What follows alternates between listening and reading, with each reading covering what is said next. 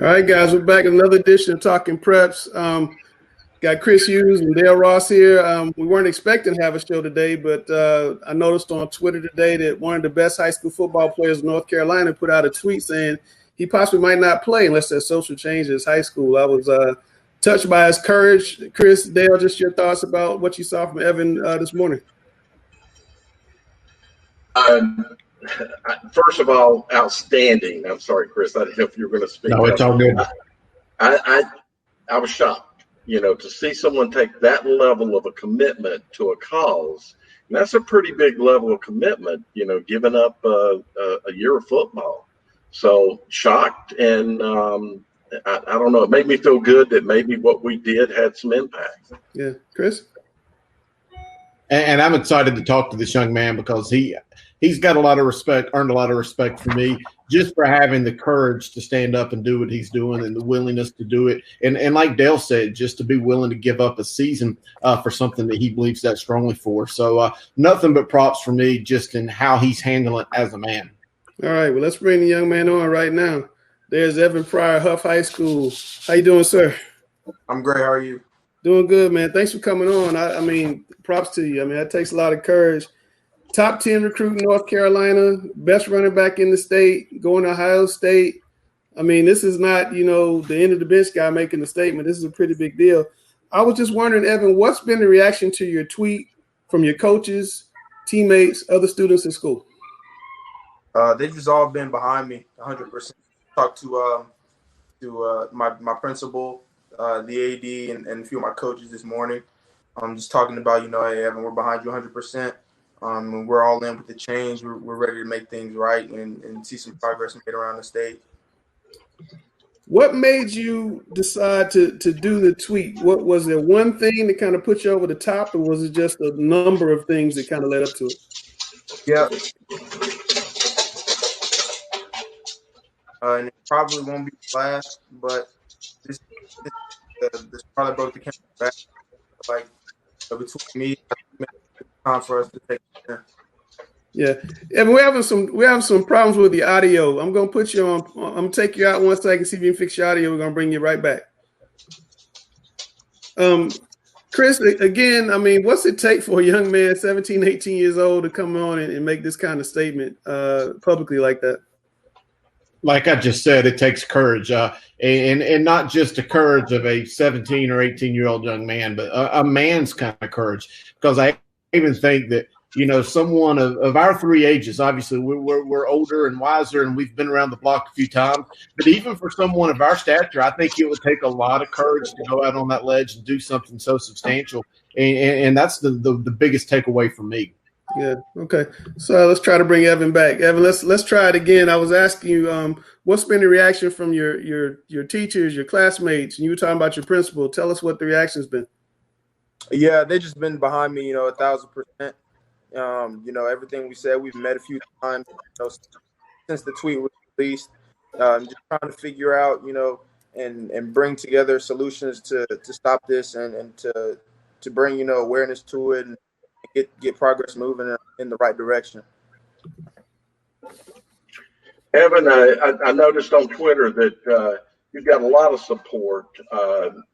And, of course, yeah, I believe you would do it, but it really comes down to it and you don't get the support for change. Are you willing to sit out, and is there anybody else willing to sit out with you? I believe so. If it gets to that point, and there's no change, and it only gets worse, I'll have to do what I have to do, because at some point it has to end. We can't just keep letting this go on, around the state. So if it gets there, yes, I'll sit out. But hopefully, and talking with my AD and principal, I don't think it'll get to that point. I think we're taking steps in the right direction. So I went to your Twitter page, and I saw very near the top a tweet from what I'm told are two Hough students, and it was the pretty offensive video. My question was, do you know that student? And if you do, have you had any conversation with that student? Yes, with that student, I had a class with him. I believe it was my sophomore year. I had a class with the person. No, I have not talked to that person. I believe my teammate Curtis Neal he texted him off of Snapchat. It's just I just couldn't, my first instinct was to text and maybe have a few words, but like just gotta take a step back, think about what's going on and what we can do to help it in the right way, not just off of first instinct, but doing it the right way. Oh, that's good. That's smart. You need to think about how you react to these things. We need to try to educate these people. And I had a conversation with Langston a little earlier, and we were talking about whether it was just the culture that he felt like he had the right to be able to talk like that. I wish nobody would, but some feel like they can. Or was he truly internally a racist? I hope not. The other question that would like to ask you, what kind of influence do you think you can have besides sitting out? And would you like to have influence on helping to make humans be kinder to each other? And that's the way that I try to look at everything, is we're humans.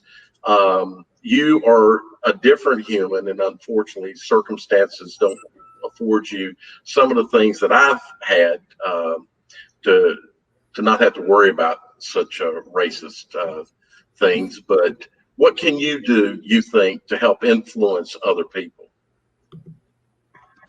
Just keep on using my voice and reaching out to different groups, not just talking to the African American community, but also I'm a guy who has many different friends, whether they're Hispanic or white, just making sure it's all good on all ends, whether that's spreading out through here. Maybe I don't talk to these people as much, just making sure we're all a part of the same understanding, and that this won't happen again. All right, Evan, again, I said it on the earlier part of the show, but thank you for coming on board with us tonight. And thank you for having the courage to stand up and to do this. I know that it means a lot to a lot more people, even bigger than yourself. So thank you. The question I have, though, were you influenced at all to take action by what you saw earlier this year from Oklahoma State running back Chuba Hubbard, who made a similar promise to the season about setting out after seeing his head football coach, Mike Gundy, wearing a T-shirt that was supporting, one of those far-right news networks that had been especially critical of Black lives? Yeah, I did see what Chuba did on Twitter. And I thought it was very effective because, football is a huge sport in America and everybody loves to watch it. So, if you're a huge figure in the sport, I feel like people will listen. I was just an example of him using his platform, and that's something what I'm trying to do right here. And you talked about you had a conversation with the administration, your principals at Hough High School. But what would you like to see come out of this action? Obviously, Oklahoma State in Hubbard's situation with Mike Gundy launched a diversity and an inclusion council that went around to openly deal with racial issues. Do you want to see something similar, or what do you want to see come out of this? I just want to see us all held accountable to the same standard. If an athlete of my caliber, may do something messed up off the field or whatever, I feel like everyone's on it. As soon as they hear about it, this athlete did this athlete did that. Well, I want to see that go for the regular people around here too, who are messing up, saying the N-word, things like that. I want to see them be held accountable and their consequences for them as well. And one last question for me, and this is just a little bit more pertaining to the football side of things and the recruiting side of things. Have you spoken with the football coaches and the guys recruiting you at Ohio State? What was their reaction? And just give us a little bit about how that conversation has gone, if you've had it yet. Yes, I talked to my running back coach today about it at Ohio State, Coach Alfred, and he was just saying, how brave it is of me to do this, that they're behind me 100%, and praying for me because, anything that happens like this to anybody, happens. So just making sure that he knows I have the support of Ohio State. I have his support, Coach Day's support, everyone's support, and they just let me know that they think I'm doing the right thing by standing up for my people. Evan, when Langston and I and Coach Littlejohn had conversation with various athletes. We asked one of the questions was about the moods or the attitudes that they faced on the field, maybe in school. We heard some very interesting things, and I'm curious to hear what your take is on what the mood is like, what you've encountered. And, we've seen various instances pop up. We even have seen a principal be suspended with pay over racial issues. What can you share from your point of view on this? It's messed up, thinking about it. But I feel like, with everything that's going on, there's a lot of eyes on it. So I feel like that'll if anything, push it to be managed more carefully, and for a change to come, sooner rather than later. Can I ask a question to that? Good. A follow up. What would be change in your mind? What has to happen for you if we're able to play? The virus doesn't keep us from playing. What has to happen for you to say I'm playing? I want to see something still, throughout CMS or maybe even throughout the state that, no matter what, I was talking to my principal this morning, and she was just telling me, Evan, this is messed up. There's no way anyone should say anything like that. But with it being the summer and out of school, there's not much that can really go on about it. But I want to see something that's put into the system that even regarding in the summer, or if we're not in school, something that keeps that person or anyone who says anything accountable to the standard. So you thinking like an in-school suspension? I mean, what you have anything any thoughts around that? Yep. Anything, just like how they punish in school, in-school suspension, out-of-school suspension, all.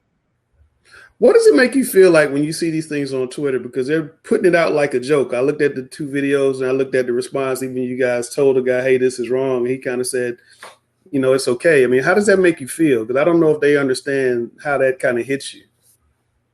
Yeah, it hits very deep, but at the same time, it's not the first time either. So, I mean, I wasn't surprised. It was just this was the time where I said, this is it. I can't take any more. Yeah. How bad would you say it is at Hough High School? We covered a protest arranged by two students over there, and racial problems at the school came up quite a bit. I mean, how big a deal is this at Hough, and how much of a need is there to have some talk about race and inclusion and diversity at your school? Well, first off, I have a lot of different friends, at Hough, whether it's any ethnicity. So I don't think it's an issue, but I wouldn't say it's huge. I feel like everybody in that school works hard to keep us all on the same mindset and keep us away from racial issues. It's just the part that people like the videos on my Twitter. It's just the small that are making a difference. All right. Well, man, I got to ask a football question. We got one of the best football players in North Carolina, and I really want to see you play this year. You guys have 11 of the top 100 players in North Carolina on your team. Everybody says, this is Hough's year, but is this really going to be Hough's year if we're able to play football? Oh, yeah, most definitely. Yeah.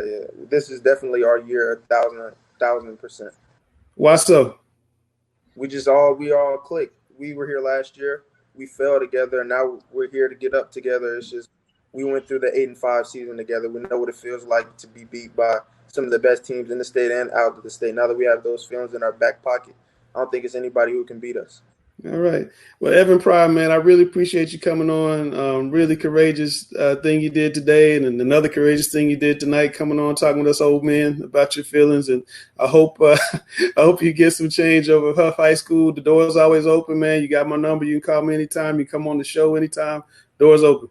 We got to do another round with recruits too, like when we get past the virus. Oh yeah, let's do it. All right, man. Take care, sir. Thank you. All right, there's Evan Pryor, Hough High School. We're going to bring in Coach Grice at Hopewell. We're going to bring in Sam Griner of West Charlotte, and we're going to bring our second special guest tonight, Durbin Gray, the pastor of what's your church, Coach? TC Transformers. What's the TC? Transformation Church. Transformation Church. Up in the Ballantyne area. He's the author of a brand new book. You want to tell us a little bit about your book? Yeah, it's called The Good Life, what Jesus teaches about finding true happiness, and it's on a section of scripture called the Beatitudes.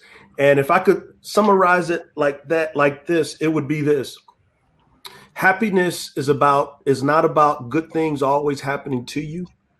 Happiness is about God actually making you good for the world. And so in the Beatitudes, Jesus says, blessed or happy are the peacemakers, for they will be called children of God. And so what Evan is doing is Evan is being a peacemaker. Oftentimes we think that peace is absence of conflict, but in reality is peace is going into conflict with hopes of reconciliation. But before reconciliation, you have to have repentance. And so I've always admired him as a football player, but I'm admiring him as a man even more so. Hey, Pastor, it's great having you on here. Everything you just said, I feel like I want to say marinate on that, what you used to say back on the radio stations. And I fell in love with everything you talked about even then. But listening and watching everything that's going on in Charlotte and nationwide with protests and now sports being intertwined, it seems that our country is pulling apart when it needs to come together. What are your thoughts? Yeah, so people have asked me, were you shocked by the George Floyd murder? And I said no. The 8 minutes and 46 seconds was a symbol of a long history of police brutality. And there are great policemen, great men and women in blue. But like with any job or occupation, there are people who are there to do evil things. All right. So this isn't anything new. As an African American, the animosity towards police has always been there. In chapter 8 of my new book, I open up actually with the story of Rodney King. And so I don't think our nation is coming apart. I think the Band-Aid that held it together has been broken. But the thing that I'm excited about is Generation Z, young people like Evan.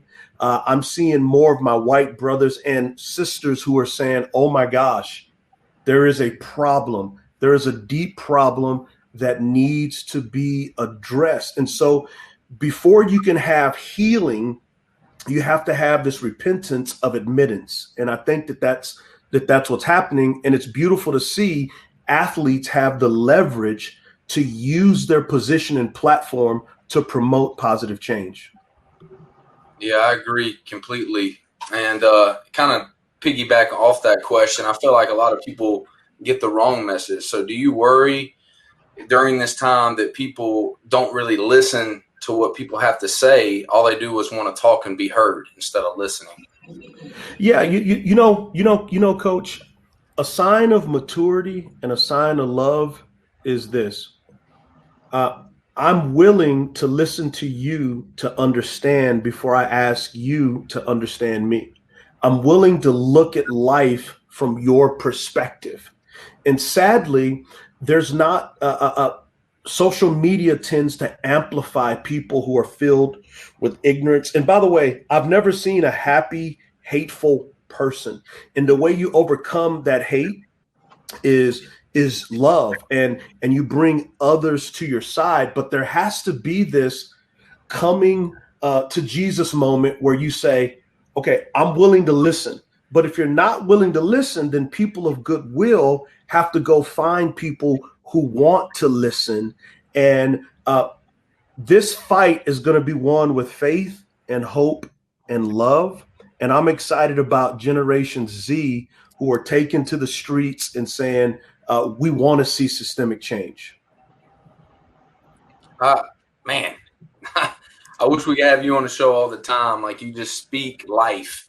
You know, you got a lot of opportunities in life where you can use your podium to speak the truth and speak life. And everything you're saying about love, I totally agree with. Like, love drives out fear, and it can conquer all. They say it's the greatest power we have, and I just appreciate you commenting on that. Thank you. Absolutely.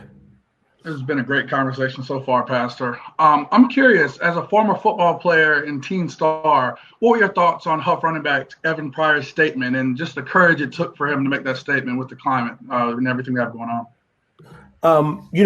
I have watched him since middle school, and I've always been impressed by what he's done on the field.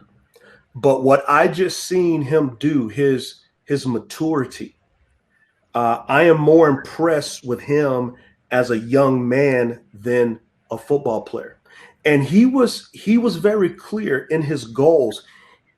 What I heard him say is this, is if an athlete gets out of line, there's discipline. It is time to hold people who use racism, which is a form of bullying, to hold them accountable. That there has to be measurable, accountable means that takes place. And I'm all for what's called restoration.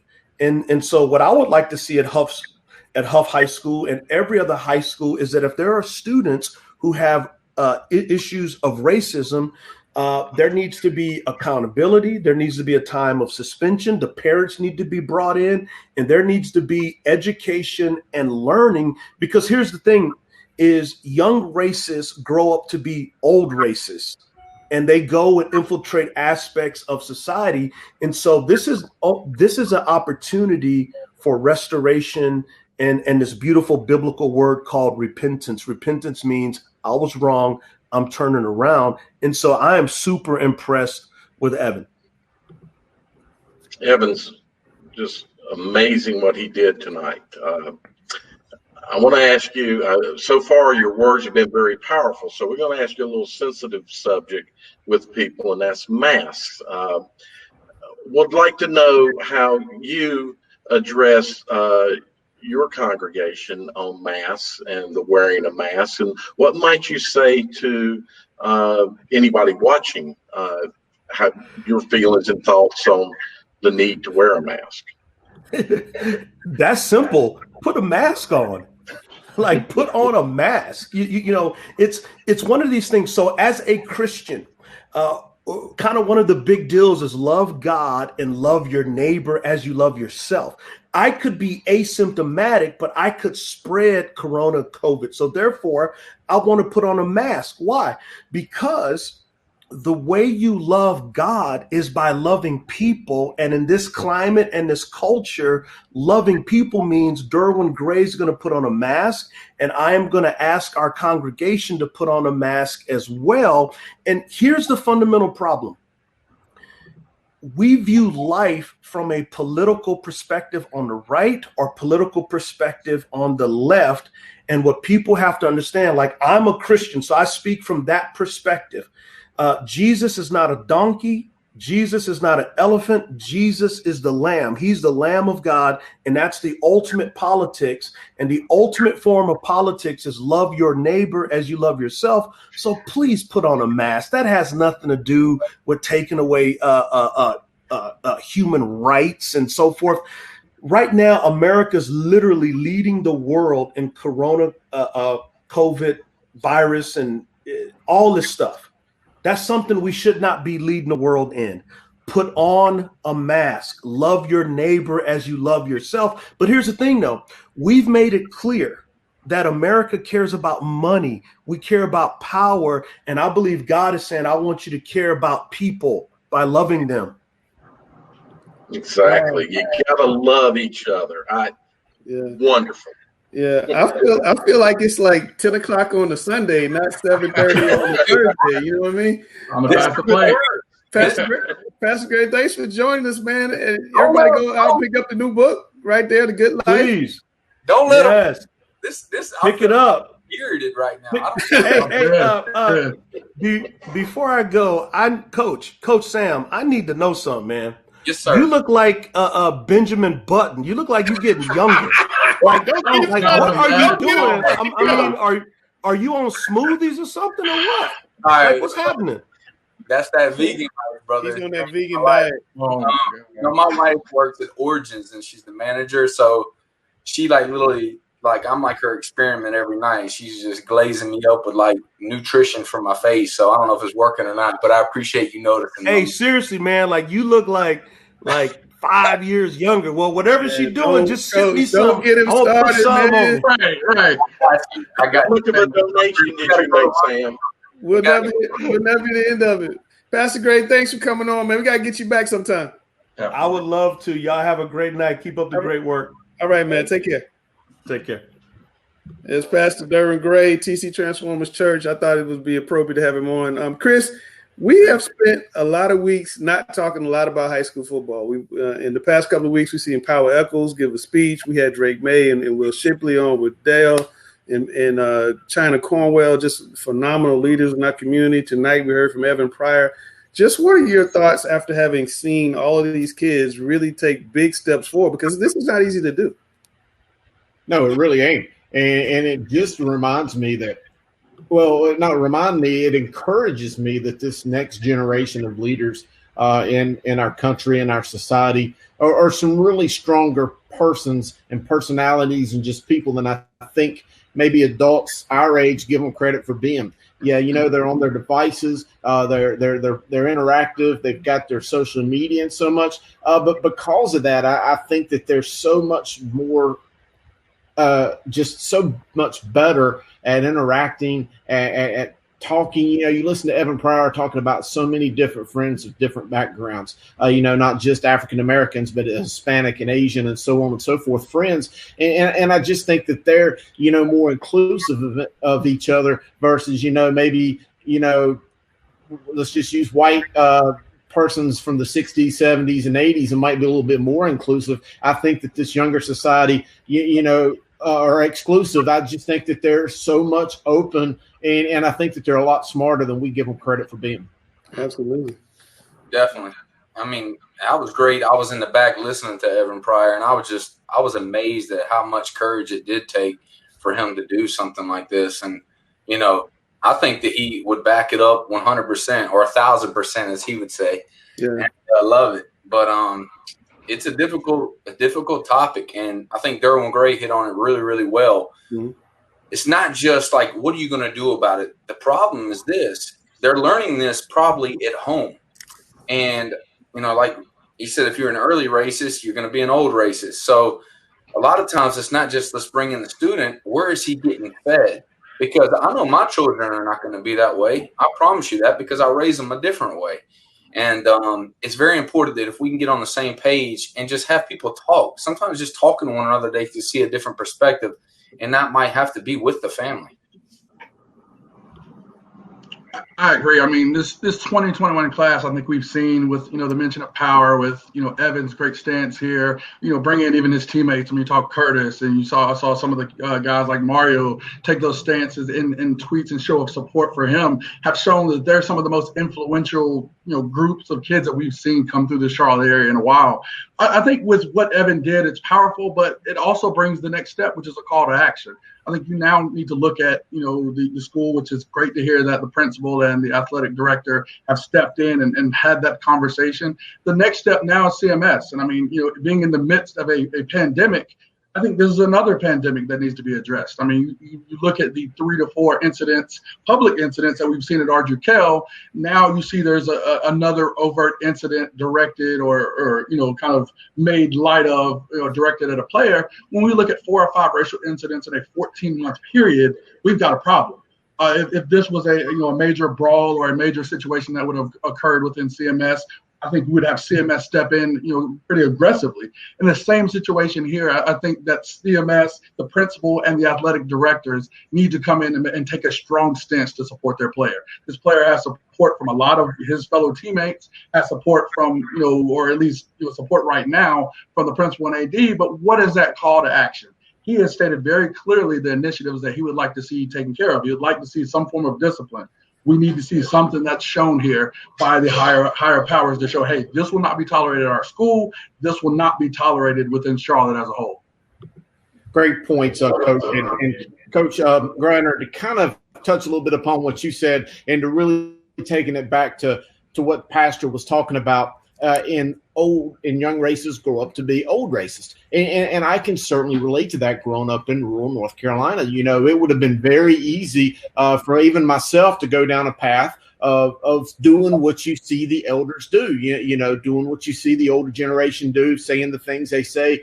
It would be so easy for you to grow up and do that same thing. And fortunately for me, I think I had an opportunity to escape that going into the military and serving next to brothers and sisters of different nationalities and different backgrounds. And then compounding that with moving on and coaching at some different inner city schools, I think it really opens your eyes to be more inclusive of other races and people, and to see people for who they are as brothers and sisters, for their heart, for necessarily than their skin color. But to touch on what you said, Coach Grice, and I really thought about that taking action point, just like in the military. And a lot of times I'll revert back to the military because I had so much training there. I love the sensitivity training and, the different things that we had even then that I think would be an excellent first step in North Carolina to require all coaches, to require all players, all students, anyone who touches that school building to have a required sensitivity training to where you are made aware of the different backgrounds and the different cultures of others, so that you're hypersensitive to it, not to cross that line and offend people.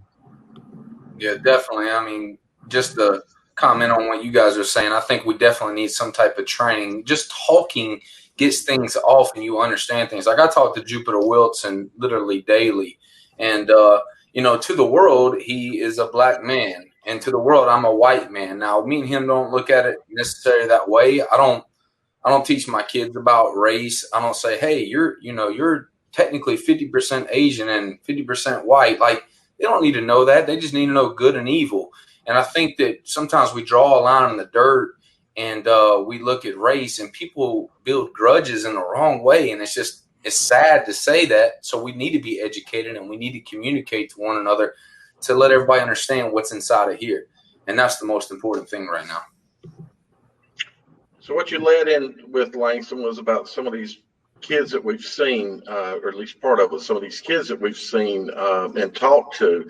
And one of the things that I think speaks out, and in life, if you've played in sports, we always like to say, especially in football, how we learn a lot about life in athletics. Athletics teaches us a lot, and it can be applied later in life.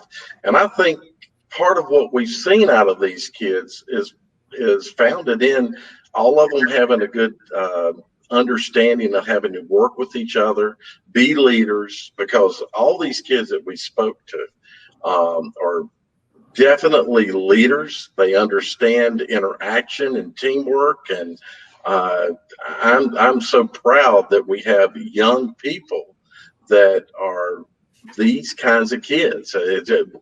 They are being developed either by parents or by coaches, but they've been developed into the right kinds of humans.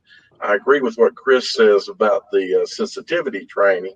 I think schools try to do that, and they try to start it at an early age. It's got to start at an early age, because racism is taught at home. Mm-hmm. It's taught when you're young. It's taught before you ever go to school, that there are differences, and those differences are not equal to you. Maybe if it's not race, it could be anything, but that's taught at home. I want to ask you guys, I think this is a wonderful discussion. I think this is what needed people just to talk, have open conversations about race. I loved Evan's point about let's have a real, true penalty for people who do these types of things or something. So if you get caught doing that, you're getting this. I think that would go a long way. But I wanted to ask you guys about, the governor pushed the phase 2 down a little bit. Is that going to affect high school football in you guys' minds? Does this make it less likely we'll have high school football? I know some of this we'll talk about Monday, but just really quick, just want to touch on that. We'll go around the room. Chris, you can start, and we'll just kind of go around the room. Well, I've seen a lot of cries from coaches and administrators and superintendents on their social media platform today saying, you want a football season, you want a prom, you want to have your teachers in a class wear your mask, so you can see that unified message from the administrators seems to be really trying to make a push to get persons to to wear the mask. And I certainly understand what Pastor Gray and really what everyone has said, that, I may not be sick, but you don't know if I'm asymptomatic and can give it to someone else. So, you're out there trying to protect Americans and protect your brothers and sisters. So with that being said, I'm not overly confident that we are going to be able to play. I don't know if maybe by these further precautions that it does lower the cases and maybe we can reevaluate. But just to answer your immediate questions, I'm growing more and more concerned by the day that we will have an opportunity to play football or really any sports, at least this fall. I'm not necessarily going to say for the whole year, but certainly this fall. Yeah, it's a tough, I guess, to look at, overall the state. It's tough to say whether we will. I think for me, of course, being a coach, introspectively looking at some of the teams and some of the places that are already practicing in phase one, and talking with coaches from Mooresville and seeing Coach Oliphant at Lake Norman post after they now I think a week or two into their practicing, and some of the great social distancing things they're doing, the fact that they're continuing to work safely. We're not seeing any cases here in North Carolina, knock on all the wood, of course, that are coming out as a result of that. So I do think that it will carry some weight if we're seeing coaches that are safely going through these phase one guidelines and interacting with their players in a healthy manner as July 6th comes, as we're continuing here to receive more information to prepare us for that July 6th date. We haven't, of course, and that can change, but we have not received any information pushing that back. So I do think it does count if we are going into practice and showing that we can operate phase one in a healthy manner. Then within, phase two guidelines of, by the NFHS and the NCHSAA, we're able to continue to do that with our teams not having any cases. That's at least a great sign and something we can do as coaches, we can do as players, we can do as those that support, trying to have football in the fall. So it's tough to see it, and you see the cases spiking. I know Dale's been all over that, but the thing we can do as coaches is to ensure that us and our players are operating in a safe manner, and hopefully that carries some weight as we get closer to August 1. That's really good. It's, to follow that up a little bit, it's just we did training today. West Charlotte, my athletic director and I and a couple other coaches were at Philip O'Berry getting training today on how to sanitize everything. And we actually got this nice equipment where it's a sprayer that has like an electronic charge. So when you spray it, it gets all the way 360 around an item instead of having to go behind it. The problem is, though, with all the numbers being raised right now, I am very scared that they're going to push back the season or, maybe even put everything in the spring. I want to be able to practice. I think we need to be outside, and it's good that some coaches are posting things because I really don't know exactly how it's going to get done, with the 6 foot rule.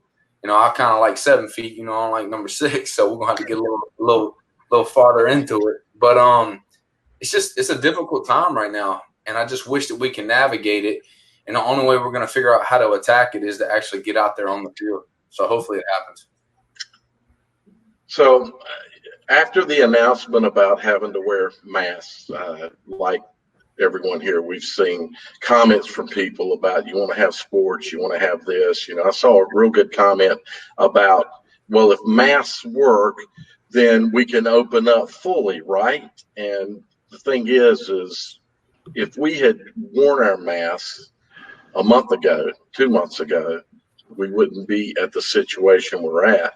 The fact that the governor has mandated that we wear masks does not give me hope of us having a season this year, because the numbers are here in North Carolina are rising rather quickly. So I want to have a season as much as anybody, but data just is not on our side right now with that. Yeah. Well, we're going to have a really huge discussion on Monday. I know people already want to hear more from Chris on 7 on 7. I've gotten like 25 emails about Chris on 7 on 7, so we're going to turn him loose on Monday. Coach, who we got coming on Monday? We got our main man from Louisville, Gunnar Brewer.